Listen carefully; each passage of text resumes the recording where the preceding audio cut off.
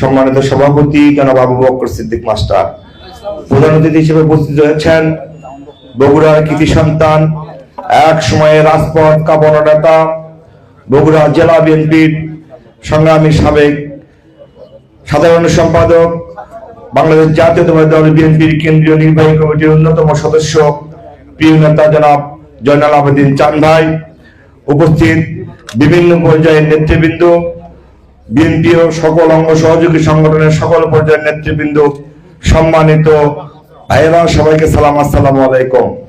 প্রিয় ভাইয়েরা, আমার বক্তব্য রাখবো না, কারণ আমাদের প্রধান অতিথি ওনার বক্তব্যের মধ্য দিয়েই আজকে ওনার মূল্যবান বক্তব্য তুলে ধরবেন, আপনারা সেই বক্তব্যগুলি শুনবেন।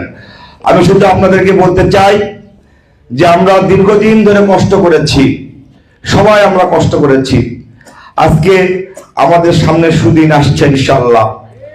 তো আমরা এই যারা সেন্টার কমিটিগুলো আমাদের গঠন করে দেওয়া হয়েছে, আগামী দিনে কিন্তু এই সেন্টার কমিটি কে কেমন কাজ করছে, কে কেমন, কার কতটুকু নেতৃত্বের যোগ্যতা রয়েছে, নেতৃত্বের যোগ্যতারও একটি পরীক্ষা, তাই নয়?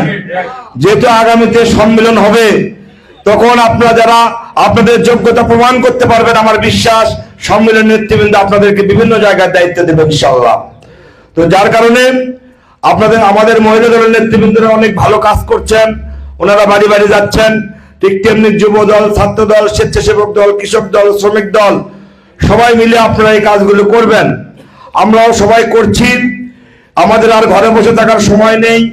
আগামী 22 তারিখ থেকে আমাদের কোনো কাউকেই আর ঘরে বসে থাকলে চলবে না। প্রত্যেকটা সময় দয়া করে এই 20-22 দিন আপনারা আপনাদের কাজের প্রয়োজনে যদি ছুটি নিতে হয়, যারা চাকরি করেন দয়া করে ছুটি নেন। এই 20 দিন আমরা কষ্ট করব, আর আমাদের তার জন্য আমাদের অনেক বড় আমরা রেজাল্ট পাবো ইনশাআল্লাহ, কারণ আমরা তারেক রহমানকে প্রধানমন্ত্রী পাবো। তাই আপনারা সকলেই কাজ করবেন। এবং আমরা বগুড়া সদরের মধ্যে নামুজা ইউনিয়ন বিএনপি একটি শক্তিশালী কমিটি, আমরা সদরের মধ্যে নামুজা ইউনিয়ন থেকে তারেক রহমানকে সর্বোচ্চ ভোট দিয়ে আমরা প্রমাণ করে দিতে চাই যে নামুজা বিএনপির ঘাঁটি।